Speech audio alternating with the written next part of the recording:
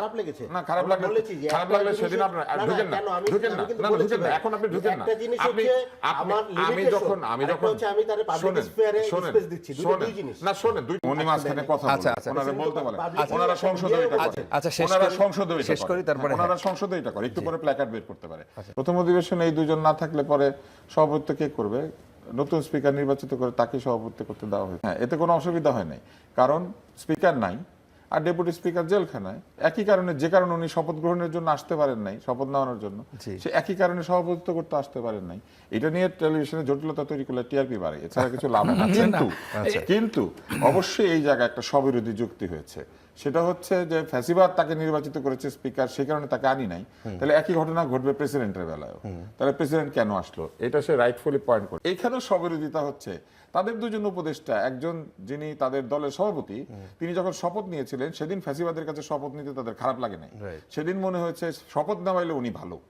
অথবা খারাপ লেগেছে না খারাপ লাগলে সেদিন আপনার ঢুকেন না এখন আপনি ঢুকেন না আমি যখন আমি তার পাবলিক স্পেয়ারে স্পেস দিচ্ছি দুই জিনিস না শোনেন দুইটাই পাবলিক স্পেয়ার আপনি আসেন আমাকে শেষ করতে দেন আপনি তখন বলেছেন আপনি এখানে কথা বলেন না প্রেসিডেন্ট যখনই কোনো কিছু করেন এটা পাবলিক স্ফিয়ার কেননা প্রেসিডেন্ট একজন পাবলিক প্রেসিডেন্ট আমাদের পাবলিক স্ফিয়ারে ইন্টারনেট উনি মাঝখানে কথা ওনারা বলতে বলেন ওনারা সংসদে এটা করে ওনারা সংসদে শেষ করি তারপরে ওনারা সংসদে এটা করে একটু পরে প্ল্যাকার্ড বের করতে পারে আসেন আমরা নিয়ে আসেন আসেন আমরা কথা বলা যায় না ওই দিন তো আমরা প্রথমে দেখি নাই আমরা কথা বলি না আমরা কথা বলি সেটা হচ্ছে যে উনি যখন শপথ গ্রহণ করিয়েছেন তখন ওনারা যেটা নিয়ে ব্যস্ত হয়েছিলেন সেটা হচ্ছে শপথের পিছনে বঙ্গবন্ধুর ছবি ঝুলবে নাকি ঝুলবে না এটা নিয়ে তারা ব্যস্ত হয়েছিলেন কিন্তু এটা তারা বলেন নাই যে আওয়ামী লীগের নির্বাচিত প্রেসিডেন্টের কাছে আমরা শপথ নিব না ততক্ষণ পর্যন্ত উনি ভালো ছিলেন 133টা অধ্যাদেশ জারি করা হয়েছে ওই অধ্যাদেশগুলির মধ্যে যেহেতু অনেক ধরনের অধ্যাদেশ তাদের ইচ্ছা অনুযায়ী হয়েছে প্রায় সবগুলাই অতএব তারা সেখানেও বলেন নাই অবৈধ প্রেসিডেন্ট কেন অধ্যাদেশ সাইন করে তার মধ্যে সবচেয়ে অধ্যাদেশ কোনটা গণভোটের যে জুলাই আদেশ সেটা কে সাইন করেছেন এই অবৈধ রাষ্ট্রপতি এত অবৈধ যে তাকে চেহারা পর্যন্ত তারা সহ্য করতে পারে না কিন্তু সাইন করলে এটা সহ্য করে ওই যে পঠিত হইলে ঠিক আছে হ্যাঁ না হলে ঠিক নাই এইবার আছেন উনি ওখানে ঢুকেছেন জাতীয় সংগীতের সময় ওনারা যে দাঁড়ান নাই হান্নান মাসুদ বলেছেন যে তারা শুনতে পান নাই আমি ওইটাকে ধরে নিচ্ছি কারণ হান্নান মাসুদ তো একজন অত্যন্ত গুরুত্বপূর্ণ নেতা কিন্তু আপনি এই জায়গাটা চিন্তা করে দেখেন তার অভিশংসন তারা চায় অভিশংসনের যে নিয়ম আছে সেই নিয়মের মধ্যে কোথায় আছে যে ওনার নির্বাচন পদ্ধতি নিয়ে আপত্তি থাকলে তাকে অভিশংসন করা যাবে অভিশংসনের সুনির্দিষ্ট নিয়ম আছে কেন কাউকে অভিশংসন করা যায় আর অভিশংসন করতে ইচ্ছা করলে 2/3 সংখ্যাগরিষ্ঠতা পেয়ে আপনারা এসে অভিশংসন করে দিতেন ইমপিচ করতেন কিন্তু ইমপিচমেন্টের সময় তো বলতে হবে ওনাকে কেন অভিশংসন করা হচ্ছে এবার তারা ধন্যবাদ শুরুতে দেখেন আমাকে একটা উত্তর দিয়েছিলেন ধন্যবাদ প্রস্তাবের নিয়ে আমরা আলোচনা করব যে জিনিস আপনি শোনেন নাই সেই জিনিসের ধন্যবাদ ঠিক হলো না ভুল হলো আপনি কিভাবে বুঝবেন আমরা শুনি না আমরা পড়েছি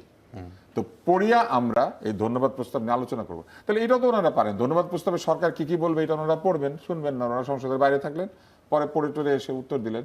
মূল বিষয় হচ্ছে ধন্যবাদ প্রস্তাবটা কাকে রাষ্ট্রপতিকে কেন ওনার ভাষণের জন্য ওনার ভাষণটা কে তৈরি করে দিয়েছে সরকার তৈরি করে দিয়েছে সরকারের তৈরি করা ধন্যবাদ প্রস্তাব ভাষণে আবার সরকার ধন্যবাদও দেয় এই কাণ্ডটা কে করেছে শেখ হাসিনা কি করেছিলেন আব্দুর রহমান বিশ্বাস বক্তৃতা দিবে ফলে যদি উল্টাপাল্টা বলে এই জন্য আইন বানিয়ে ফেলেছিল শুরুতেই যে প্রেসিডেন্টের লিখিত বক্তৃতা মন্ত্রী পরিষদ অনুমোদন করে তাহলে মন্ত্রী পরিষদ হচ্ছে প্রেসিডেন্টের বক্তৃতার সম্পাদক মন্ডলী তারা ভালো করে দেখে দেয় কোনটা বলবে কোনটা বলবে না আদতে লিখেই দেয়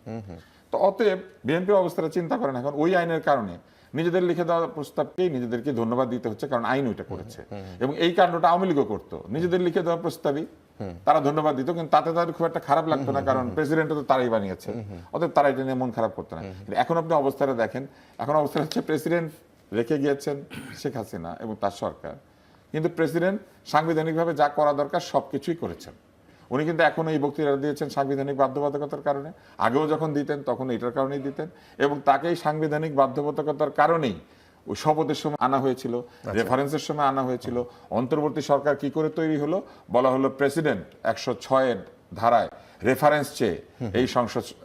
এই অন্তর্বর্তী সরকার তৈরি করেছে মানে প্রেসিডেন্ট যখন আদালতের কাছে রেফারেন্স চায়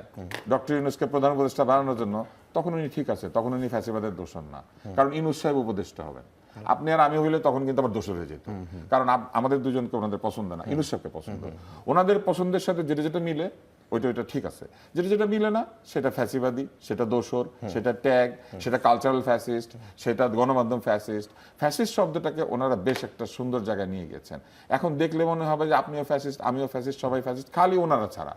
ওনারা কেউ ফ্যাসিস্ট না। কিন্তু ওনাদের দলের মধ্যে এমন লোক আছে যারা ফ্যাসিস্টদের প্রধানতম ব্যক্তির জন্য বক্তৃতা দিয়েছেন, এবং সেই বক্তৃতা আবার তাদের খারাপ লাগে না। ওই বক্তৃতার জন্য ওনারা বলেন না যে তুমি যে এত সুন্দর বক্তৃতা দিয়েছিলে, এইভাবে দিয়েছিলে, সেজন্য তুমি ফ্যাসিস্ট। কি বলে জানেন? তখন দিতে বাধ্য হয়েছিল। অন্যরা করলে বাধ্য হয় না, ওনারা করলে বাধ্য হয়। ওনাদের সমস্ত কিছু হচ্ছে সুবিধাজনক, যেটা এটাকে বলে আর্গুমেন্ট অফ কনভিনিয়েন্স, সুবিধার